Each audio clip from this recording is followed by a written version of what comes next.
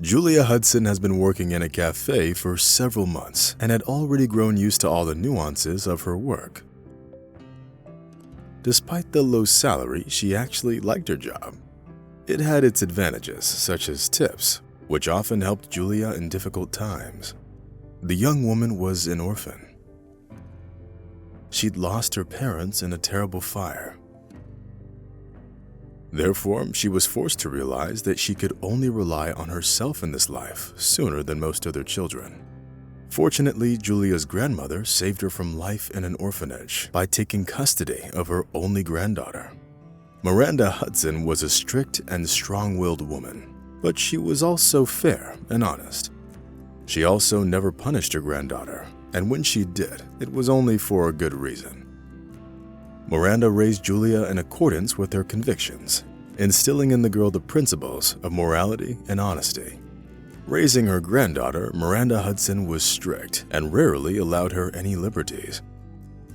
As a teenager, Julia rarely got to go on dates or dances, and spent most of her time helping her grandmother in the kitchen and cleaning the house. But on the other hand, there was a positive side to it too, since Julia spent all of her free time reading books and studying. Unfortunately, Mrs. Hudson was no longer young, and thus was suffering from a whole bunch of chronic illnesses, which eventually caused her demise shortly before Julia's graduation. Thus, by the will of evil fate, Julia was left an orphan without a cent to her name. But her grandmother's upbringing worked to her advantage, and Julia didn't fall apart, but on the contrary, she started fighting for her happiness with double the energy. Unfortunately, finding a job turned out to be a rather difficult task. Nobody wanted to hire the woman with no work experience, and therefore, Julia spent several days going between various shops, offices, and enterprises, getting rejected time and time again. Julia got more and more upset, afraid that she might end up unemployed. And when it seemed to the young woman that there was no options left, help came from where she least expected it. One day, having gotten rejected yet again, Julia went out into the street and started crying, ignoring the looks of the curious passersby. The woman kept crying her heart out, finally letting all the disappointment and heartache out. Trying to calm down, Julia sat down on a bench and covered her face with her hands. Suddenly, someone gently touched her shoulder and asked, "Are you all right, miss?"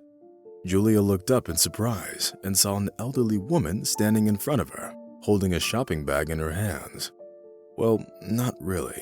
I just got rejected yet again. I'm never gonna find a job," the woman answered with a sob. In response to this, the stranger nodded understandingly and sat down next to her. "I see that you're a good person, so I'm sure you'll be all right. But in the meantime, how do you feel about waitressing at a cafe?" the woman suggested. Julia looked at her companion and realized that she wasn't joking. "Waitressing? Well, I didn't really think about it, but I'm sure I can handle it," the woman responded, pulling herself together. "Well, that's good. Come by this address tomorrow morning. It's that building with large windows and plastic panels. It's hard to miss. I work as an assistant cook there. My name is Olivia Dawson," the woman said, getting off the bench. "Thank you. I'm Julia Hudson, ma'am," the woman whispered. She was touched by the display of care from the woman she didn't even know. The next morning, she came to the address that Mrs. Dawson gave her. The building looked exactly like the woman had described. The cafe was quite large and seemed more like a restaurant. Julia braced herself and went inside, pulling the doors towards her. It was cold inside, and the pleasant smell of cinnamon hung in the air. There were several dozens of tables in the hall, which shone with cleanliness in the light of the morning sun. There was a young man standing behind the drinks counter. He seemed bored, occasionally wiping a glass with a towel and assessing its cleanliness by looking at the ceiling lamp through it. Julia didn't even have time to take a couple of steps before the man came out of the back room. He was dressed in a uniform. "Oh, you must be Julia? Mrs. Dawson already warned me that you might come by," the manager said. "Yes, that's me. I'd like to work for you if you have any job openings. Julia answered timidly. You've come to the right place, miss. My name is Henry Bateman, and we've always needed waitresses around here. We get a lot of customers. The schedule can be tough, but you'll get used to it. The salary is always paid on time. We've never had any problems with that. If it sounds good to you, then you can go change in the uniform and start right away. The manager laid it all out for Julia and escorted her to the staff room. There, the young woman changed her clothes and exchanged a few words with the rest of the waitresses. They were mostly young women who were all in need of an urgent income for one reason or another. Some were single mothers, others came from poor neighborhoods of the city. All of them were united by one thing, the desire to work and earn money. The employees of the cafe quickly brought Julia up to date and gave her some valuable advice for the future. The most experienced among them was Amanda, who said, "You need to learn to judge the customers by their appearance, to know for sure who's sitting in front of you. Sure, we serve all customers the same, but they all tip differently. An office clerk from a trading company can give you a tip as big as that of several truckers or construction workers combined. In such cases, a nice smile or a sweet word can also play a role.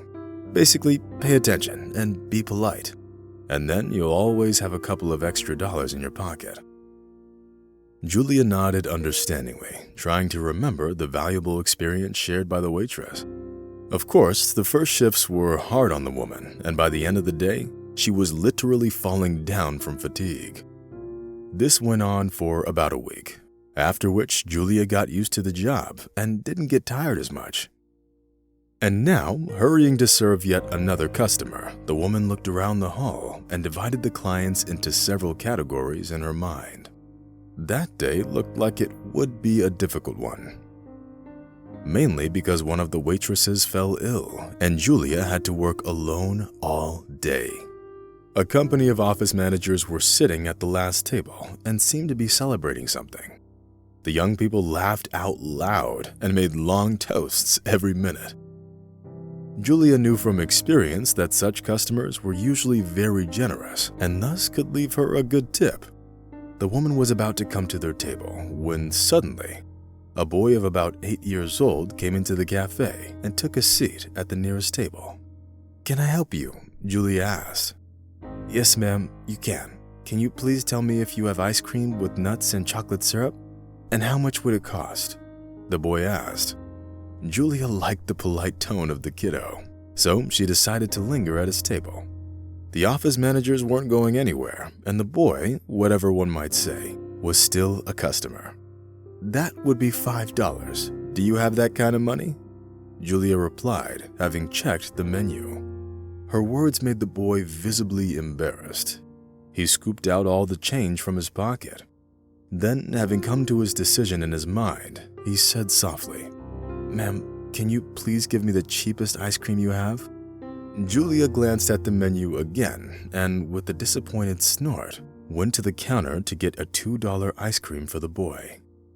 At some point, the young waitress even regretted that she chose to serve the boy first and not the table with the office clerks. But it was already too late to change anything, so Julia served the little visitor. She put the ice cream on the table in front of the boy with cold indifference, and without giving him a chance to say a word, hurried to serve another table. There was a lot of work, and she had no time to count on the little boy's change. At some point, Julia lost the sight of the young customer and only thought about him about half an hour later when he had already left. Coming closer, the woman saw the check and the money the boy had left for her. Having counted the change, Julia couldn't hold back her tears. The thing was that the kid left her a tip of exactly $3. Considering that the amount of tip exceeded the cost of the ice cream the boy had bought, it was an unbelievable gesture of true kindness. The most touching part was that even though the kid had $5, he preferred to buy a cheaper ice cream in order to leave Julia a generous tip. For the rest of the day, Julia couldn't stop thinking of the young customer who struck her with his kindness. Moreover, it turned out that those very promising customers who were celebrating something at another table weren't nearly as generous. and only left Julia a handful of change, the amount of which didn't exceed $1.50. And that was despite the fact that there were several people at that table. Well, that's some office clerks. The kiddo beat them all, Julia thought sadly. The woman wanted to thank the boy who acted so nobly. Unfortunately, he never came back to the cafe. However, Julia saw him a month later on the street when she was on her way to work. The boy was collecting bottles and cardboard to recycle for money. Seeing this brought tears to the woman's eyes. "Hi, kiddo. Why are you here all alone? Where are your parents, and what's your name?" Julia asked, touching the boy on the shoulder. The kid immediately recognized Julia and was inexplicably happy to see her. But Julia's question clearly embarrassed him. "I have no parents, ma'am. My name is Kevin, and I live in an orphanage. Sometimes I run away to earn some pocket money," the boy answered. Upon hearing the boy's story, Julia took him by the hand and led him to the cafe. There, she got Kevin the most expensive dessert on the menu. Thus, Julia had to work off and, when the boy was full, take him to the orphanage. But she wasn't going to say goodbye to Kevin at all. Interested, she left him with the caregivers and went to the direction of the orphanage. "Hello, I want to adopt Kevin," the woman said right from the door and looked at the director with eyes full of tears. Julia was well aware of what she was doing, and not a single force in the world could have changed her mind. Fortunately, the director of the orphanage didn't try to dissuade the young woman, who, being an orphan herself, decided to adopt the boy. It took several months to get all the paperwork done, but when Julia came for Kevin as his legal guardian, his joy knew no bounds. "I'd always knew that you'd be my mother," the boy exclaimed and hugged Julia. Looking at them leave, the director of the shelter couldn't hold back his tears, because he knew like no one else, where there is love, there's happiness, for both the children and the adults.